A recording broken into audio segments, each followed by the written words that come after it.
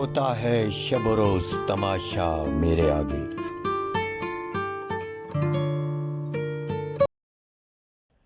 انسانی تاریخ ایسے لوگوں سے بھری پڑی ہے جنہوں نے اپنے سیاہ کارناموں کو لوگوں کے سامنے پیش کیا، اللہ کے نیک بندے کا لبادہ اوڑھ کر، چاہے وہ کسی بھی مذہب سے تعلق رکھتے ہوں. ایسا ہی ایک نام ہے راسپوٹین کا. راسپوٹین کون تھا، اس کے بارے میں ذرا تفصیل سے بیان کرتے ہیں. راسپوٹین کے بارے میں بہت سی کہانیاں مشہور ہیں. اس کا اصل نام جارج راسپوٹین تھا، لیکن اس کو راسپوٹین کہا جاتا ہے. اس کے بارے میں عجیب و غریب کہانیاں مشہور تھیں. کہا جاتا ہے کہ وہ بیماروں کو ہاتھ لگا کر شفا یاب کر دیتا تھا.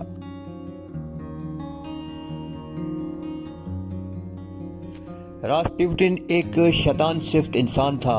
اس کے باوجود روس کے کیا مرد اور کیا عورتیں اس کے سبھی دیوانے تھے.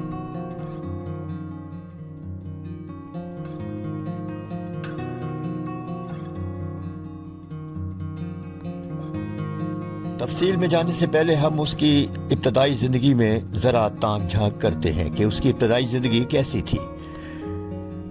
راسپوٹین 1869 میں سائبیریا کے ایک گاؤں میں پیدا ہوا. مذہب کے لحاظ سے اس کا گھرانہ عیسائی تھا. باپ کا نام یافی تھا. وہ ایک کسان بھی تھا اور اس کا ایک چھوٹا سا ٹھیلا تھا جس پر وہ بار برداری کا کام کیا کرتا تھا. راسپوٹین کا بچپن کیسا تھا یا نوجوانی کے ابتدائی دنوں میں وہ کیا کرتا تھا، اس بارے میں تاریخ مکمل طور پر بے خبر ہے. راسپوٹین کے علاوہ اس کے 7 بہن بھائی اور بھی تھے جو تمام کے تمام بچپن میں ہی فوت ہو گئے تھے. راسپوٹین نے کہیں سے بھی باقاعدہ تعلیم حاصل نہیں کی تھی. وہ ایک عادی شرابی تھا، چوریاں بھی کرتا تھا اور معاشرے میں اس کی کوئی عزت نہیں تھی. اس کے جرائم کی فہرست اس وقت تاریخ کا حصہ بنی جب وہ سینٹ پیٹر برگ میں اپنی جگہ بنا چکا تھا.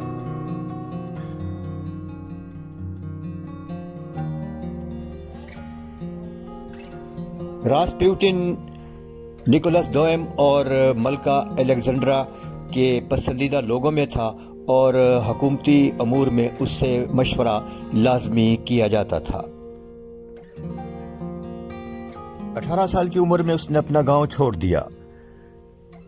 جہاں وہ جا رہا تھا اسی جگہ اس کی ملاقات پراسکویا نامی ایک لڑکی سے ہوئی. 1887 میں اس نے اس لڑکی سے شادی کر لی، لیکن یہ شادی زیادہ عرصے نہ چل سکی اور راسپوٹین ایک دن اس کو چھوڑ کر چلا گیا.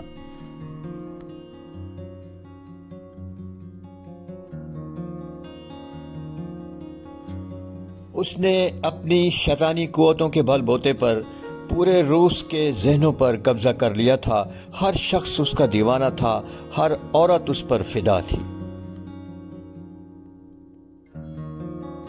روس کے بادشاہ نکولس دوم کا اکلوتا بیٹا الیکسی بیمار پڑ گیا اور کسی ڈاکٹر حکیم سے وہ شفا یاب نہ ہو سکا تو انہوں نے راسپوٹین کی خدمات حاصل کی اور راسپوٹین محل میں داخل ہوا اور اس نے بچے کا علاج اس طرح کیا کہ وہ اپنے پاؤں پر کھڑا ہو گیا. اس بات سے شہنشاہ نکولس اور اس کی ملکہ الیگزینڈرا اس کی دیوانی ہو گئیں. ملکہ الیگزینڈرا کے حکم سے وہ محل میں آنے جانے لگا. اب سرکاری امور پر بھی اس سے مشورہ کیا جاتا تھا.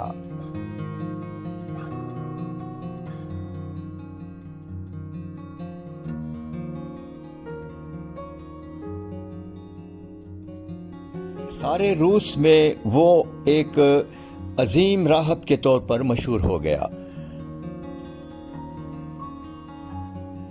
لوگ اپنے مسائل اس کے پاس لے کر آتے تھے اور بہت سے مسائل وہ چٹکیوں میں حل کر دیا کرتا تھا. راسپوٹین انتہائی غلیظ آدمی تھا. کئی ماہ تک وہ نہیں نہاتا تھا اور کپڑے بھی تبدیل نہیں کرتا تھا. اس کے جسم سے بو آتی تھی، لیکن اس کے باوجود بھی روس کی عورتیں اس کی قربت میں رہنا پسند کرتی تھیں. خود ملکہ الیگزینڈرا بھی اس کی دیوانی تھی.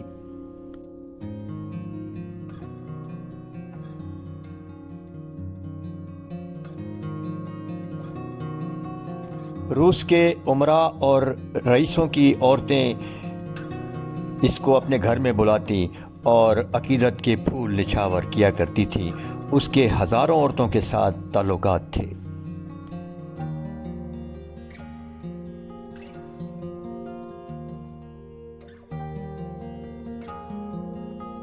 اس کو قتل کرنے کی نیت سے ایک محفل میں بلایا گیا اور شراب میں ایک زہریلا مواد دے کر وہ شراب اسے پیش کی گئی۔ وہ ساری شراب پی گیا اور اس کے بعد کافی دیر تک وہ مسکراتا رہا اور اس نے خالی جام رکھ دیا اور وہاں سے چلا گیا۔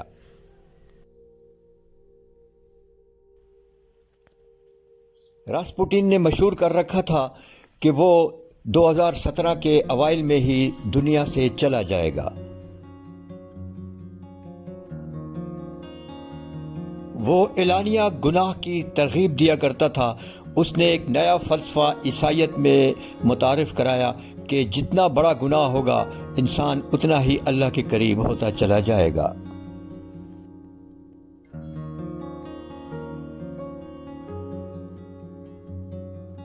اس نے اپنی موت کی پیشگوئی جس طرح کی تھی اس کی موت اسی طرح ہوئی۔ 1917 میں جنوری 1917 کا سن تھا۔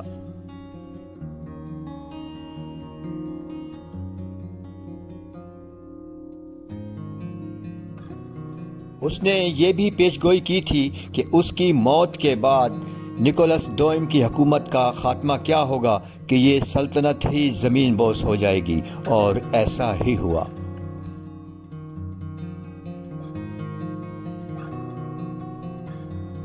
روسی سیاست سے منسلک بہت سے امراء راسپوٹین کو پسند نہیں کرتے تھے۔ ان کو یہ بھی پسند نہیں تھا کہ وہ سیاسی امور میں مداخلت کرے، کیونکہ ملکہ اس کی دیوانی تھی اور ہر سیاسی امور پر اس سے ضرور مشورہ لیا کرتی تھی۔ لہٰذا راسپوٹین کو ختم کرنے کا منصوبہ بنایا گیا اور اس کو ایک تقریب میں بلایا گیا جہاں اس کے سینے میں 3 گولیاں ماری گئیں، لیکن وہ پھر بھی زندہ رہا۔ پھر اس کی پیٹھ میں خنجر گھونپ کر اس کو دریا میں پھینک دیا گیا، جہاں سے 3 دن بعد اس کی لاش نکال کر لاش کو جلا کر اس کی راکھ بکھیر دی گئی۔ تاریخ کے اوراق میں راسپوٹین کا نام زندہ تو ضرور ہے، لیکن اس کی قبر کا کوئی نام و نشان تک موجود نہیں۔ اگر وہ پاکستان میں ہوتا تو آج شاید ولی اللہ گردانا جاتا، اس کا مزار ہوتا جہاں عرس منایا جاتا، میلے ہوتے اور لوگ شاید اس کی قبر کو سجدہ بھی کرتے۔ پروگرام آپ کو کیسا لگا؟ اپنی رائے ضرور دیجیے۔ ویڈیو دیکھنے کا شکریہ۔